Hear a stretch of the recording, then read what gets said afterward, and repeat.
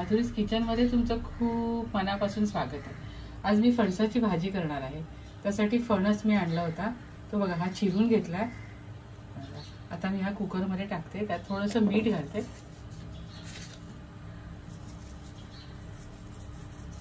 मीठ घातल्यानंतर त्याचे मी आज पकोडे आणि भाजी करणार आहे। पकोडे म्हणजे मी कोफ्ते बनवणार आहे। आणि थोडंसं पाणी घालते, एक ग्लासभर पाणी घातले बघा, लहान ग्लास आहे तो।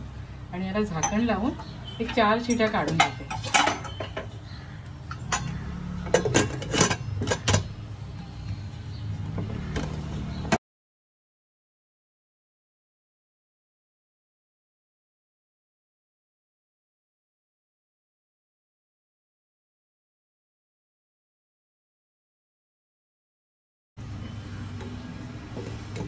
मी फणस कुकरमध्ये शिजायला ठेवलं होतं, असं मऊसूत शिजून झालेलं दाखवते। एकदम मऊ झालंय। आता मी हा काढून घेते आणि स्मॅश करायला घेते।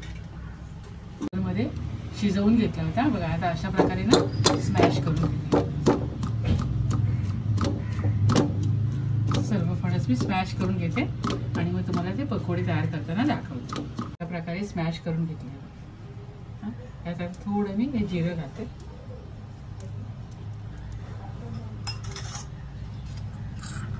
हळद घालते।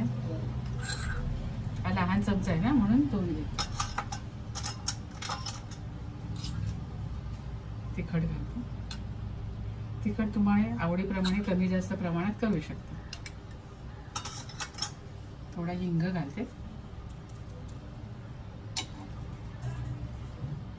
त्यानंतर आपण थोडा कांदा घालूया।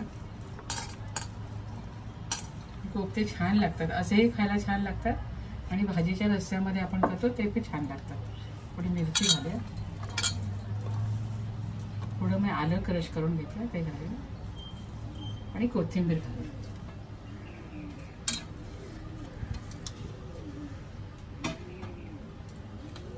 चवीप्रमाणे मीठ घालूया। आपण थोडं घातलेलं होतं शिजताना, पण अगदी थोडं घातलं होतं। त्यातले मी अर्धा फणस घेतलेला आहे आणि अर्धा ठेवून दिला। आता यावर थोडं आपण बेसन घालूया। बाइंडिंगसाठी आपल्याला बेसन लागेल। बेसन वापरा किंवा बेसन आणि तांदळाचं पीठ वापरा, लागेल तसं आपण घेऊया आणि हे मिसळून घेऊया छानपैकी। आपल्याला कोफ्ते वळता आले पाहिजेत ना, इतपत आपल्याला मिसळायचं। आपल्या कोफ्त्यासाठी लागणारं मिश्रण आपलं तयार झाले बघा। आपल्याला हे वळता येतात। साधारण आपण अशा आकाराचे कोफ्ते करायचे।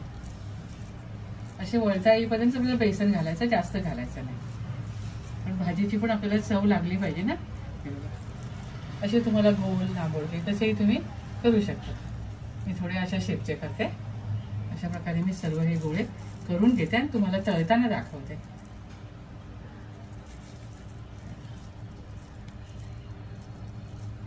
ते करून घेतले ते बघा हे आणि आता हे तळायला घेते।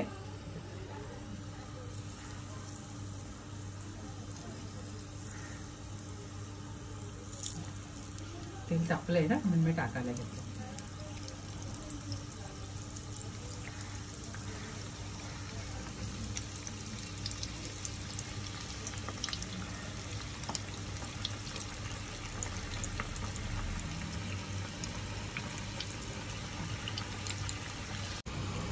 कच्च्या फणसाच्या कोहरीचे कोफ्ते केलेत मी बघ, मस्त झालेत ना। असे लालसर झाले की काढून घ्यायचे। आता याची मी रस्सा भाजी करणार आहे, ती पण तुम्हाला दाखवते।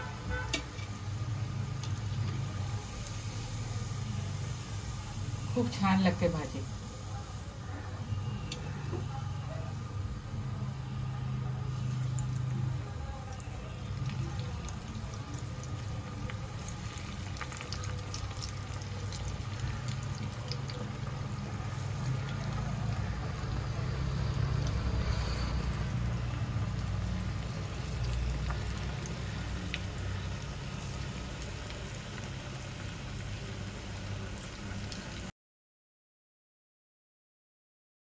फणसाच्या कोफ्त्यासाठी लागणारा रस्सा आपण करायला घेऊया। त्यासाठी मी कढईमध्ये 3 चमचे तेल घेतलंय, त्यात थोडे जिरं घालूया, आपलं जिरं छान फुललं आपलं. आता आपण यावर मोहरी घालूया.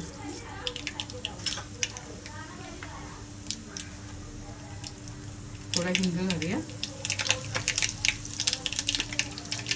आता आपण यावर हा कांदा घालूया. कांदा मी बारीक चिरून घेतलाय तो घालूया.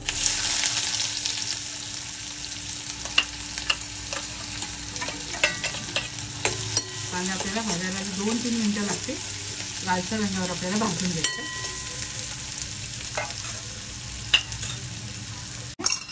आपण त्यावर हळद घालूया.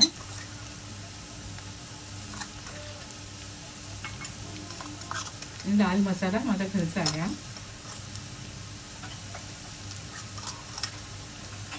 10 चमचे आहेत ना, 2 चमचे घेतला मी. आणि त्यावर ना माझं हे वाटण आहे घरी केलेलं. ते लसूण खोबऱ्याचं वाटण ना मी करून ठेवते नेहमी. उसळीनाबद्दल हे वाटण मी याच्यामध्ये घालते. त्याचा व्हिडिओ मी लवकरच तुम्हाला करून दाखवणार आहे. आणि छान आपण परतून घेऊया.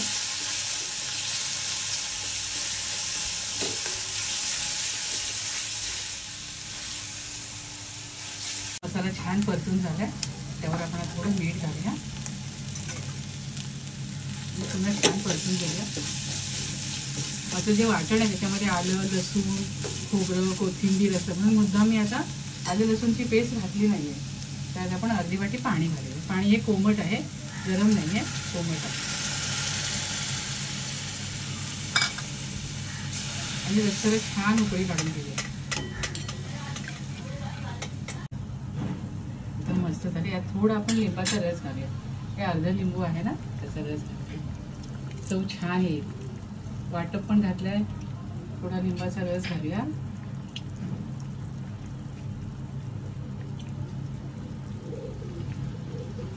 थोडीशी साखर घालूया.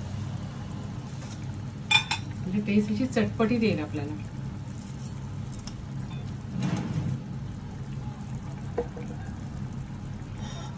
आता आपण यावर कोफ्ते घालूया.